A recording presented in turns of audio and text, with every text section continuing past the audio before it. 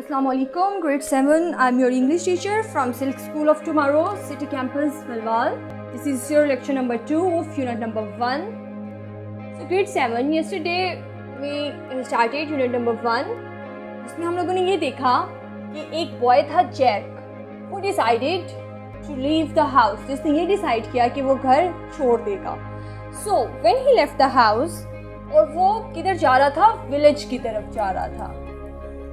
He took the shawl of his mother and some other things. उसने shawl ली अपनी mother की और कुछ दूसरी चीज़ें भी ली जो कि हम बुक रीडिंग में रीड करेंगे. Jack wrapped the shawl around his shoulders. उसने शॉल जो है वो लपेट लिया अपने शोल्डर्स के राउंड. क्यों? Because there was cold. क्योंकि वहाँ पर सर्दी थी. So when Jack was sleeping, he saw a dream. उसने एक ख्वाब देखा. And do you know what was the dream? He felt touch of someone on his shoulder. उसने ये फील किया कि कोई उसके शोल्डर को टच कर रहा है. उसने क्या किया? उसने ट्राई किया कि वो अपनी कैन उठाए. But suddenly he heard a voice. अचानक उसने एक आवाज़ सुनी और वो आवाज़ उससे क्या कह रही थी कि don't use your can. कि अपना कैन यूज़ मत करना एज अ वेपन. क्यों नहीं यूज़ करना? Because it will serve you.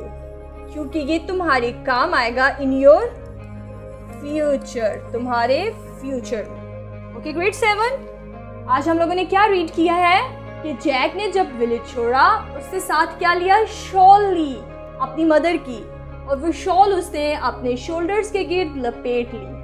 And when Jack was sleeping, he felt someone was touching his shoulder. So he tried. उसने क्या ट्राई किया कि वो कैन उठाए. But suddenly he heard a voice. And what was the voice saying? Voice saying, "Don't use your can as your weapon." कि इसको मारने के लिए इसको हथियार के तौर पे यूज मत करो. The can will serve you in your future. ये फ्यूचर में तुम्हारे काम आएगी. Yes. Now open your books. 2 paragraphs की रीडिंग एंड ट्रांसलेशन कर चुके हैं. Now today is your paragraph number 3. The bright moonlight could not penetrate the darkness of Jack's world. The bright moonlight, bright चमकती हुई सूरज की moonlight चांद की रोशनी could not penetrate, दाखिल ना हो सकी. penetrate का मीनिंग मैं आपको राइट करवा चुकी हूँ. क्या था इसका मीनिंग? दाखिल होना. Very good. The darkness of, तारीकी में, ऑफ जैक्स वर्ल्ड, जैक की दुनिया की तारीकी में दाखिल ना हो सकी. एज ही मेड, जैसे ही उसने लिया, बनाया, इस वे टूवर्ड्स द विलेज, अपना रास्ता गांव की तरफ लिया, तो चांद की चमकती हुई रोशनी भी उसकी तारीकी में दाखिल, उसकी दुनिया की तारीकी में दाखिल ना हो सकी. Squatting down to the rest. Squatting होता है अलती पलती मारकर बैठना. वो रेस्ट करने, आराम करने के लिए बैठा. ही रैप्ड द शॉल, उसने शॉल लपेट ली अपने गिर्द. हाउ मेनी टाइम्स, पता नहीं कितने ही वक्त, कितनी ही दफ़ा. Had he buried his tear stained face, उसने अपना अश्कालूद चेहरा छुपाया. In this soft sweet smelling fabric, अपनी नरम मीठे खुशबू वाले कपड़े में. व्हाइल हिज मदर, जबकि उसकी वालिदा स्ट्रोक्ड, हाथ फेरती रही, हिज हेयर, उसके बालों में, एंड कंफर्टेड हिम, और उसे आराम देती रही. Now your paragraph number 4. In his sleep, उसकी नींद में, ही फेल्ट समवन, उसने महसूस किया कि कोई छू रहा है, हिज शोल्डर, उसके कंधे को.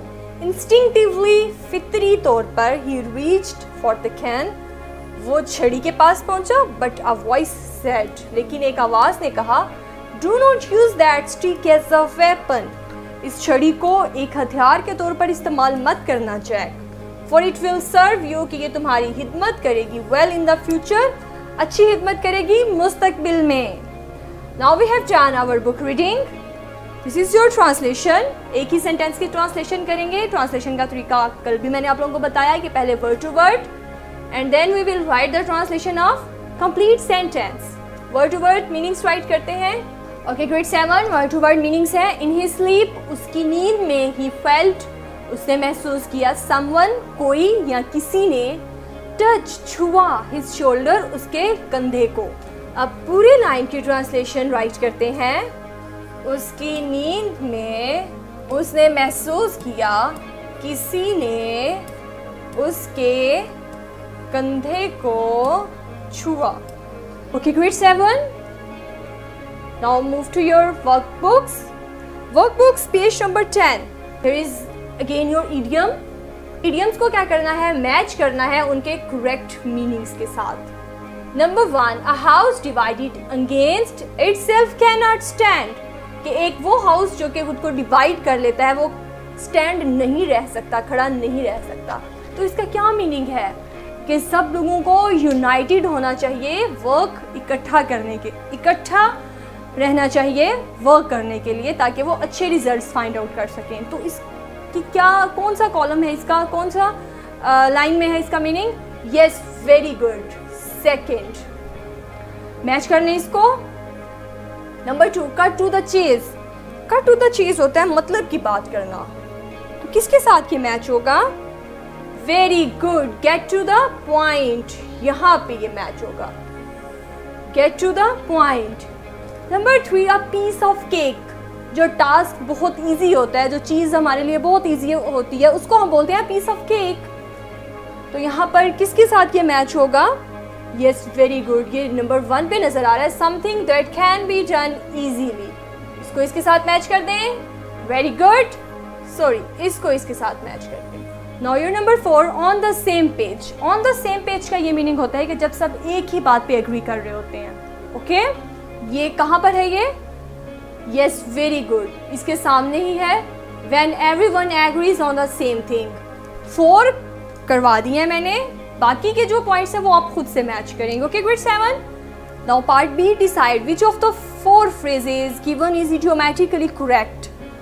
4 फ्रेजेस दी हुई हैं, हमने ये चेक करना है कि इसमें कौन सी फिट होगी और कौन सी करेक्ट है। I dash to Lucy, I admire her dedication and the fact that she had to work really hard to succeed. तो कौन सा इस पे मैच हो रहा है? जब किसी को एडमायर करना होता है उसके लिए कौन सा आइडियम यूज करते हैं? Yes, very good. Take my hat off.